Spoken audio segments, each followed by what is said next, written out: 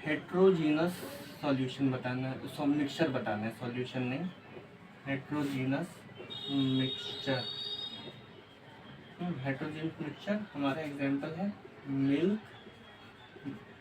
कई लोगों लग रहा होगा कि आंसर आ गया उनको, कोई बात नहीं। स्टील, थर्ड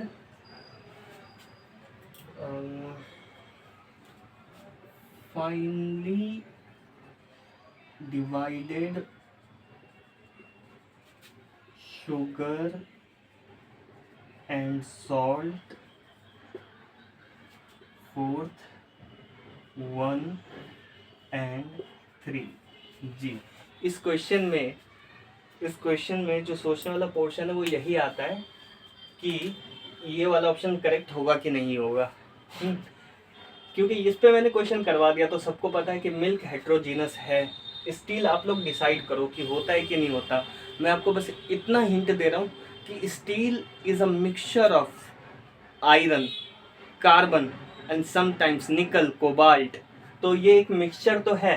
अब ये आपको डिसाइड करना है ये हेट्रोजीनस है या होमोजीनस है। और finally divided sugar and salt, यानी कि शुगर के बहुत छोटे छोटे पार्टिकल्स कर दिए हैं और सॉल्ट के बहुत छोटे छोटे पार्टिकल्स कर दिए हैं, एकदम वाइट पाउडर की तरह दोनों हो गए और उनको हमने मिक्स कर दिया। तो बताइए क्या आंसर होगा? Heterogeneous mixture. हेट्रोजीनस क्या होता है? हेट्रो मतलब अलग अलग, हेट्रोजीनस मिक्सचर। तो चलिए मैं बताता हूँ। आपका मिल्क ऑप्शन वाइज सही है, स्टील आपका गलत है, ये ऑप्शन वाइज सही है। इसका मतलब हमारा आंसर होगा फोर्थ। कैसे होगा मैं बताता हूँ। स्टील मैंने आपको कहा था मिक्सचर है, तो स्टील मिक्सचर है हमारा आयरन का, कार्बन का, निकल, कोबाल्ट। और स्टील को आप देखकर, स्टील को आप इवन माइक्रोस्कोप में एग्जामिन करके आप नहीं बता सकते कि यहाँ पे आयरन है, यहाँ पे कार्बन है। तो इसका मतलब स्टील हमारा होमोजीनस मिक्सचर है, होमोजीनस मिक्सचर है। लेकिन अगर हम बात करें मिल्क की, तो मिल्क मैंने आपको बताया था कि हेट्रोजीनस मिक्सचर है, क्योंकि जब आप इसको माइक्रोस्कोपिक लेवल पे देखोगे तो आपको फैट अलग दिखेगा, आपको वाटर अलग दिखेगा, आपको प्रोटीन के भी स्ट्रक्चर अलग दिख सकते हैं।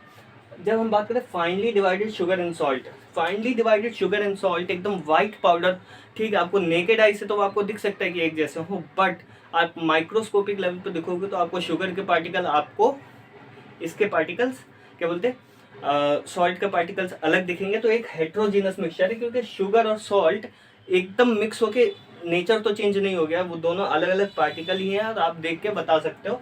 तो ये भी आपका हेट्रोजीनस मिक्सचर होगा।